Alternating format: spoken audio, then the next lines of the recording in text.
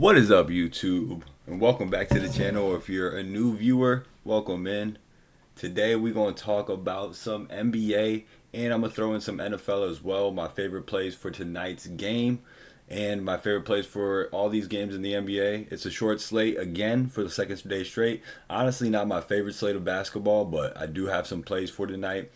Also, on top of that, tomorrow is going to be a big day, Friday, NBA Cup. A lot better games that we have tomorrow. But today, I think the games we have are decent enough so we can make some picks. So I'm not going to waste your time. Let's first get it started. I'm going to also give you my favorite money line plays as well today. I'm going to do it all today. I'm going to give you it all. And then I'll put it in the pinned comment. You'll have all of the plays that I have for today. I'm lowering my units because we've been having a rough last 2 weeks when it comes to player props. Bad beats all over. LaMelo not playing in the second half the other day killed me.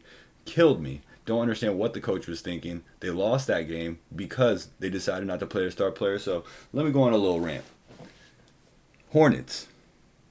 If you're not firing your coach by the end of the week, you have done a disservice to your star player LaMelo Ball, which I don't see him being in a Charlotte's uniform for more than another year or two.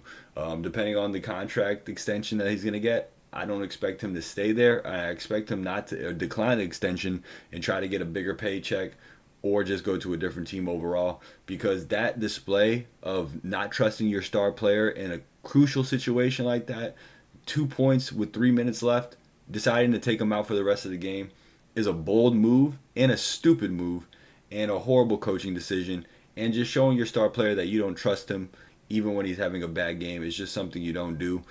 At the end of the day, LaMelo was 3 for 13. I get it. He had 4 turnovers. I get it. He had 4 fouls.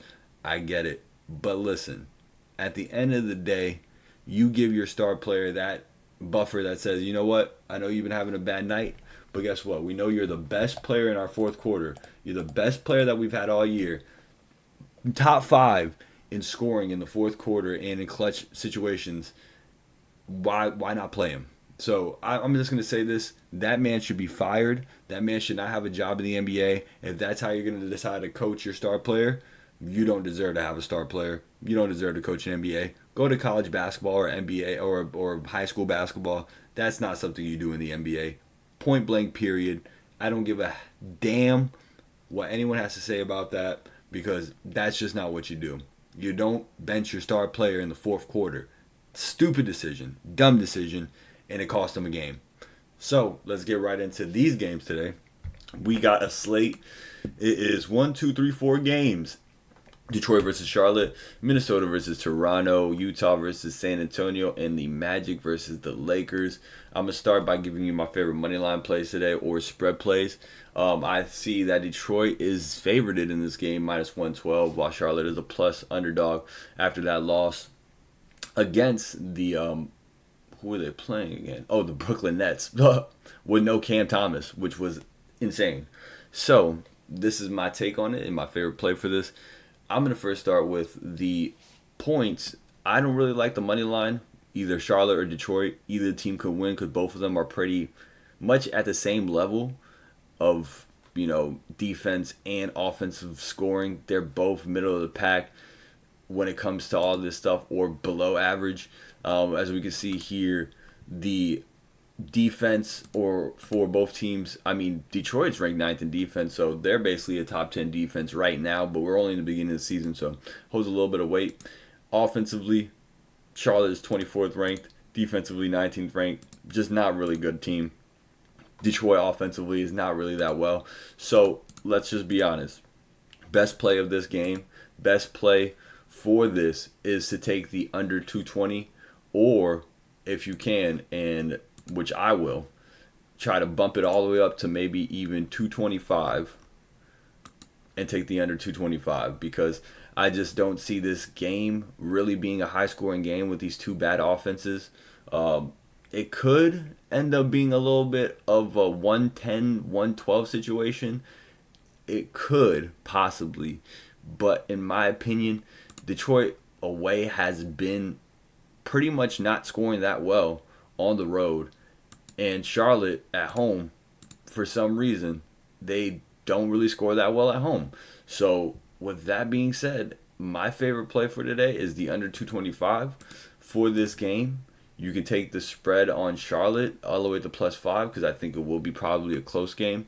And if we're taking basically a money line play, we'll take Detroit on the money line just because I believe more in Detroit's defense than Charlotte's offense, and I believe in Detroit's star players over Charlotte's star players just because of the coaching in general. So if the coaching was better for Charlotte, I would go with Charlotte because they have the better star in LaMelo in my eyes. But because of coaching and because of just overall how they playing right now as two units, I would take Detroit. And as you can see right here, it's a good bet to take Detroit too, with all the money going towards Detroit and all the bet money, or basically all the high percentage of the bets are going towards Charlotte. So to fade the public, basically your best bet tonight is to go with Detroit. 57% of the money on the spread on Detroit, 76% of the money is going towards Detroit. 77% is going towards the over in this game. But honestly, in my opinion, I think the under's a better bet just because of how both teams play away and on their home court, Charlotte. But with these monies, with how this money is laying out right now, it's looking like Detroit money line is a good play.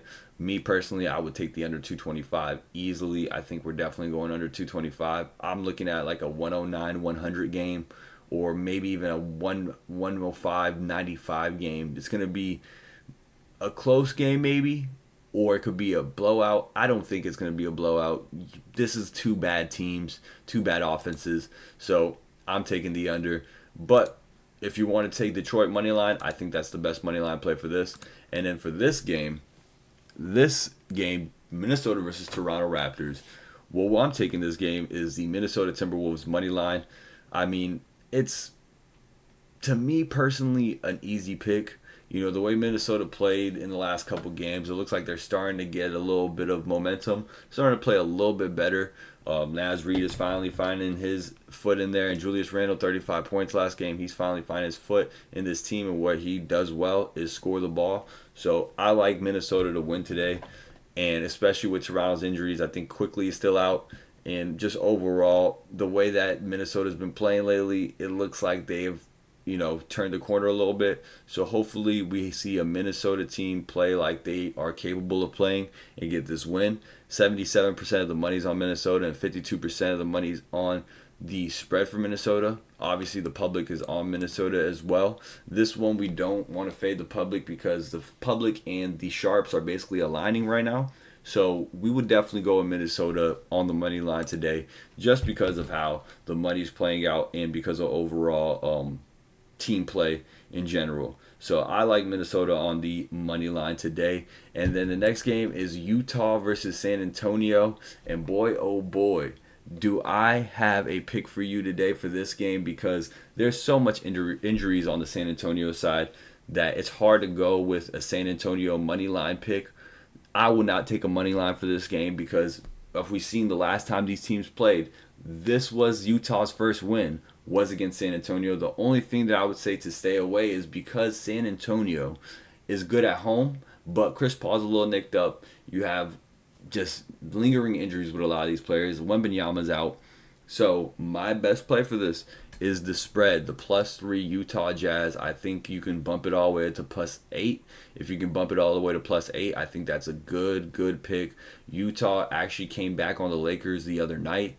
You know, they are a bad team. I'm not saying they're a good team, but with all the injuries on the San Antonio side and Utah coming in relatively healthy enough, I think that Utah will take the spread to +3. It's going to be a close game. If not, Utah will outright win this. And as you can see here, the sharps are all on the spread and all on +3 Utah. I like that a lot. 72% to 28%. The public 75% of the bets are going towards San Antonio, but 72% of the sharp money where the big bettors are placing, they're placing the +3. So in my opinion, the best bet for this game is to take Utah +3, or you can bump it all the way to +8 if you want to take a higher plus, just so we can have a little buffer there. Last night was a bad pick. I had the Hawks +13. I mean, I didn't play anything last night, but that was one of my plays that I liked, and they got smoked by the Golden State Warriors, but I don't think we see that in this situation. I think we see Utah basically cover that spread pretty much easily throughout the whole game, if not outright win. I like Utah Jazz +3 on the spread, and it's actually favored, which is pretty crazy. If you look at this, if +3 is favored here and San Antonio is -142, this should be basically even. We shouldn't see this being a situation where San Antonio is that much more favored than Utah, just overall because of how the spread is. If it's +3 and most of the money is going towards the +3, we're going to gravitate towards that. So I like Utah +3 today. And then my next play, which would be, this is a pretty much easy play with all the injuries in Orlando. They don't have Paolo Banchero, or they don't have their full roster. Franz Wagner just had a bad game. It could be a bounce back spot for the Lakers, but if we see right here, the public and the sharps are aligning with this one as well. And the sharps are basically saying Lakers money line and Lakers spread all day. And I'm not going to bet against my Lakers and against LeBron James against this Orlando Magic team, especially with all the injuries the Magic have, with Wendell Carter being out, Banchero being out. There's a lot of injuries on that Magic roster, which I just don't see them going on the road and beating the Lakers right now with how the Lakers have been playing at home. The Lakers have just been on fire as a home team. So I'm taking the Lakers on the money line if we are taking to play that game. And let me get into player props that I have for these games. And I'm just going to give you for the first 3 games, because the Laker game, it might be a blowout or it might be a close game. Either or, the props on that game is a little bit iffy for me with Anthony Davis' status as well. So we have to see where Anthony Davis, if he's going to play, which I'm pretty sure he will play because he's always has a lingering injury. He's on the injury report, but I do see him playing. If Anthony Davis is in, then I do have some plays for that. But with that being said, let's get right into the player props that I like today. And we're going to start with the Charlotte game. We're going to start with LaMelo Ball, who, man, it failed us last game, man. It really hurt to see that LaMelo did not get the chance to get his 2 more assists so we can clear that slip from that short that I made. But, hey, man, I'm going to go back to the well, and I'm going to go not the 6.5 for LaMelo today because of the coaching, just because of the coaching. I'm going with a solid 5 assists for LaMelo, which is pretty juiced at -700. But when we group a couple of these things together, we can definitely get better odds. But the 5 assists, even in the last 10, he's hit this 80% of the time. The only time he didn't hit this is against blowouts against the Boston Celtics and the Minnesota Timberwolves.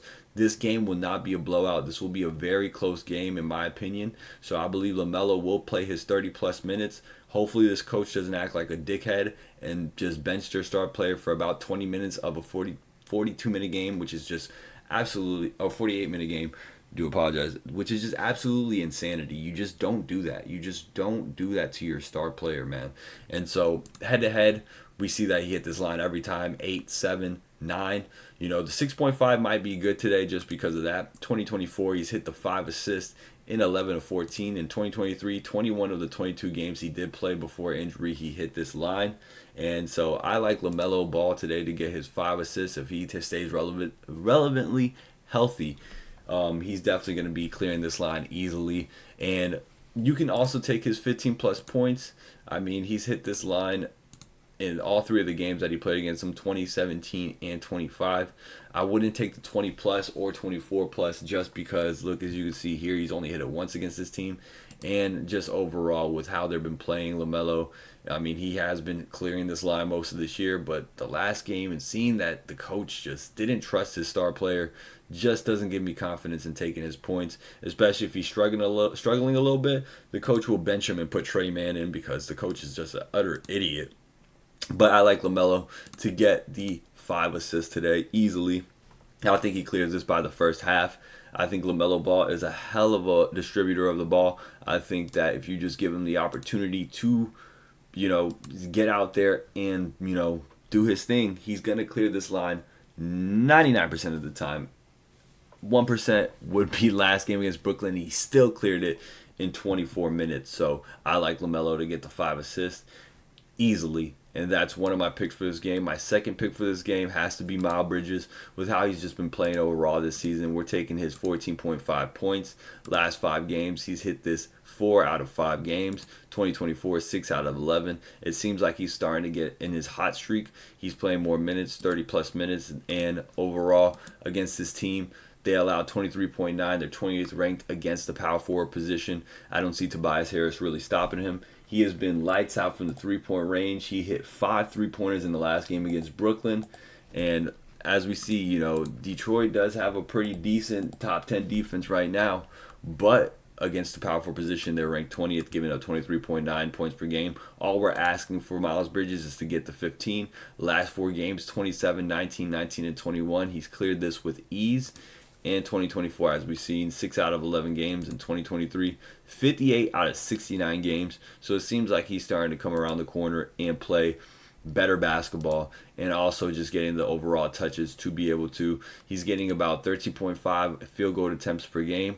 He's taking about 6.6 threes, and he's taking about 3 free throws or 4 free throws a game, which we like seeing all those stats.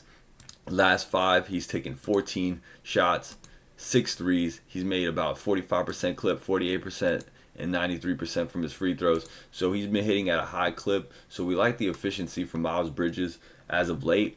And also in the last 10, he's also averaged the same 13.5 shots attempts. So we like that he's giving those opportunities to shoot the ball. So if he's getting 13 plus attempts, I like him to at least hit half of them, or if not, like he's been hitting 42%. And if we get 6 shots from Miles Bridges and 2 of them are 3-pointers, I think we can bank on this 15 points easily.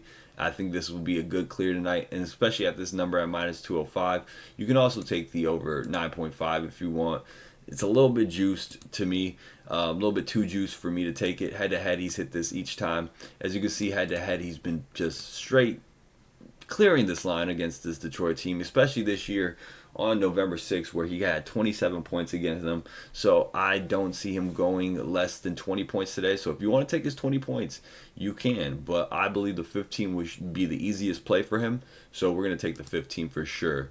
So that's my play for that. And the next game will be the Toronto Raptors taking on the Minnesota Timberwolves. And for this play, we have 2 for Julius Randle. You can take one or the other.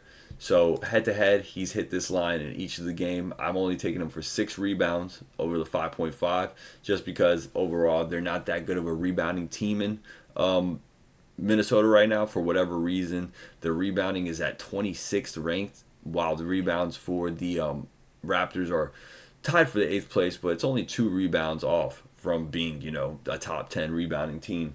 So with that being said, the Toronto Raptors don't allow a lot of rebounds at all to the opposing power forward. Only 9.3 rebounds allowed per game, and that's between both the starting and backup power forward, which is a very scary number. So that's why I rather prefer go with his 15 plus points, which is a juice minus 550. But if we, like I said, group this all together with one big parlay, you can definitely make some money.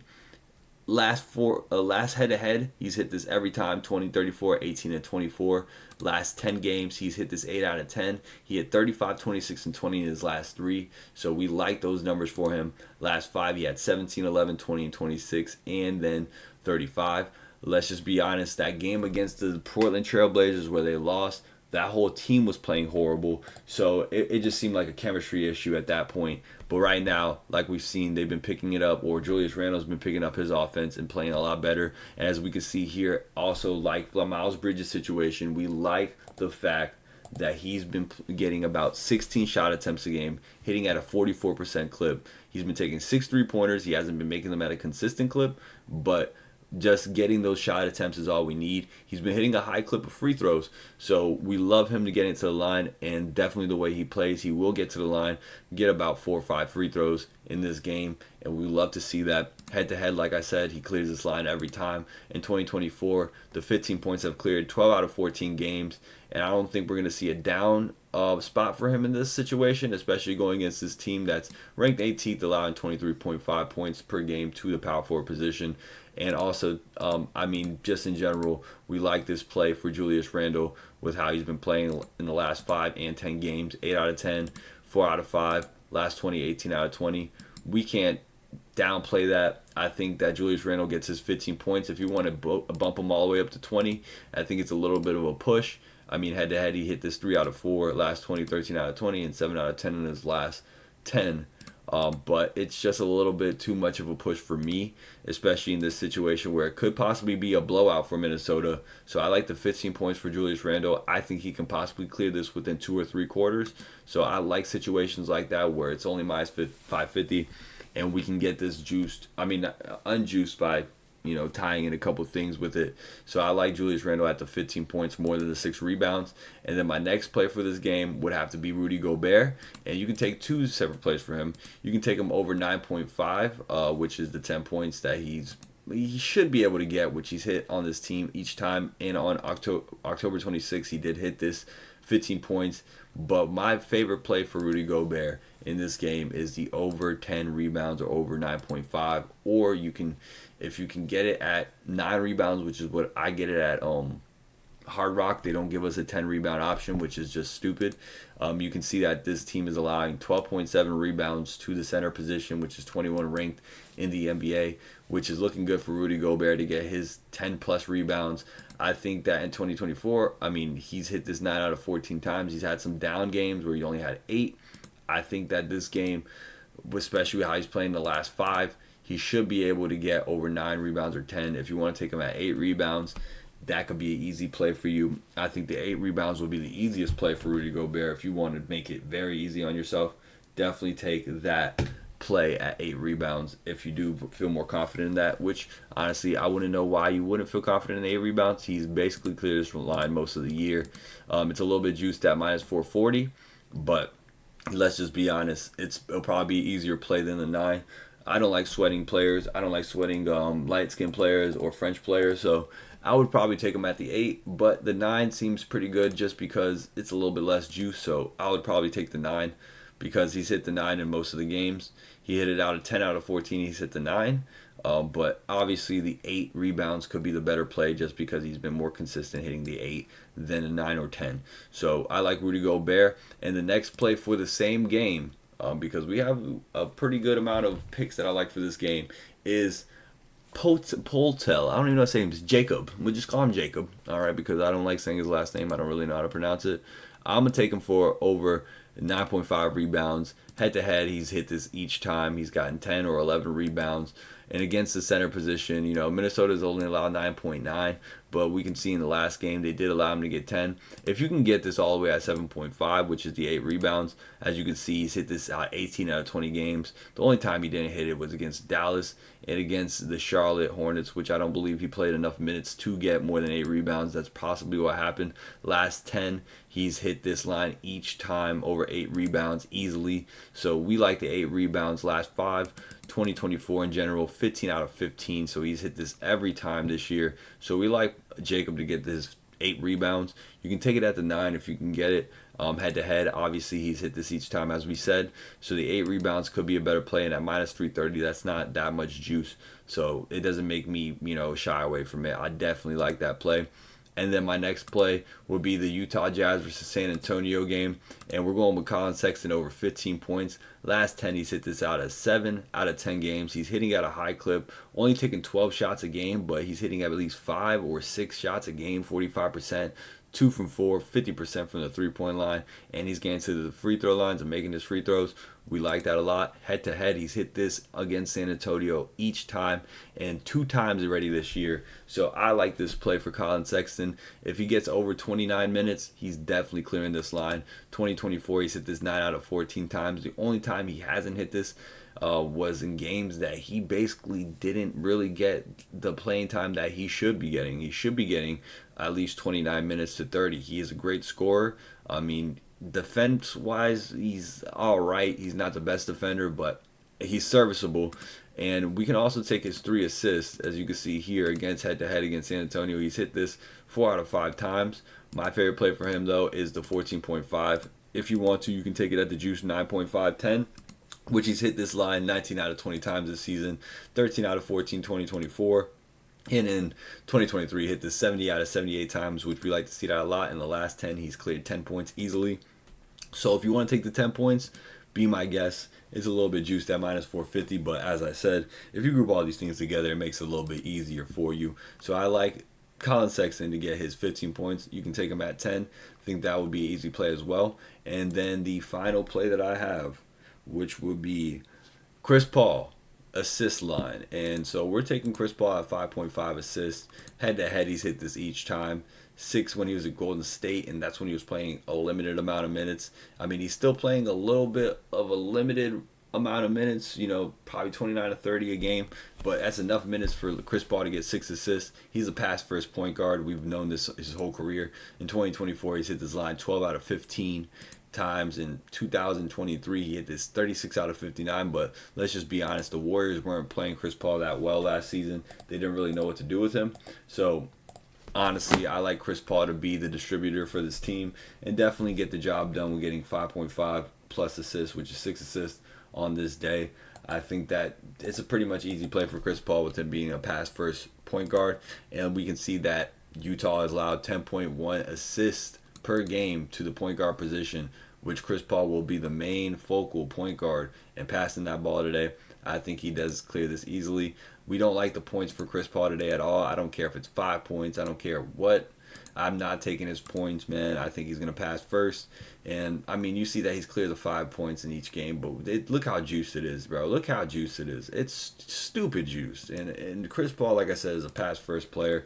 As you can see, he's hit his line of 6 assists every game against the Utah Jazz. And in the last 10, 8 out of 10, last 20, 15 out of 20. The only time he hasn't hit this is against, when he was on Golden State. Look at this. Look at this on Golden State. I mean, on San Antonio, he did hit this line 2024. He hasn't hit it against Houston, which is a blowout win. Against Houston again, which Houston's a great defense. And against Dallas, which was another blowout.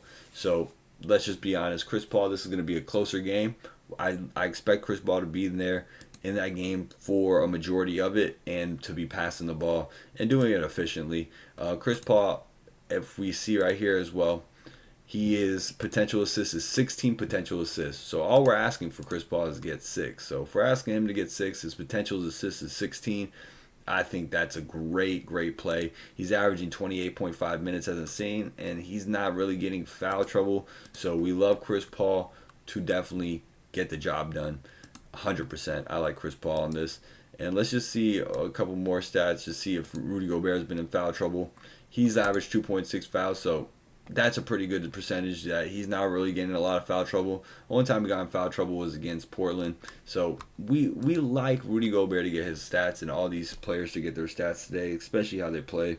So those are my plays today. Miles Bridges over 15 points. LaMelo, 5 assists. Colin Sexton, 15 points. Chris Paul, 6 assists. Julius Randle, 15 points. Patel, we got him for 9 boards, and we got Rudy Gobert 9 rebounds as well. If you want to take the 10 points, you can also take the 10 points. You can also take him at 5.5, which he's cleared this line head-to-head. 2024, 13 out of 14 times. So I'm pretty sure he's going to get 6 points easily. I don't like betting Rudy Gobert to get more than 6 points just because he can pull some French shit and just ruin your whole day and just not want to score at all for whatever reason. So this is my favorite plays of the day. And so comment down below what you like for these plays. And we'll also have an NFL video for Thursday Night Football coming out too today. I'm going to do it separate since this video is kind of long, so we'll break it up into 2 separate videos. But these are my favorite plays for today, and we're definitely going to rock with this. I'm lowering my units. We're only going to put 20 on this slip, but we're just going to group them all together and try to get a big W. Probably going to put together a money line as well play. I like Minnesota on the money line, like I said, and I like the Jazz spread today. And I also like the Lakers on the money line, but we'll probably play the Lakers game separately because it's so late. I don't like to wait for my money, so we're gonna play the 8 o'clock game separate from the Lakers game, and that's how we're gonna play it today. That's just how I usually like to play it, especially with the later games. I like to split them up because I've had some times where I've had cleared my 8 o'clock slips and then we get to the 10 o'clock and it just doesn't clear the way that I'm expecting it to. So we're definitely going to play this smarter today. So tell me what you think in the comment section below. What plays are you taking? What are your favorite plays of the day? And if you're going to trail any of this, let me know in the comment section below. And until next time, I'll catch you with a new video later today, probably around 12 to 1 p.m. I'm definitely going to record it right now after this.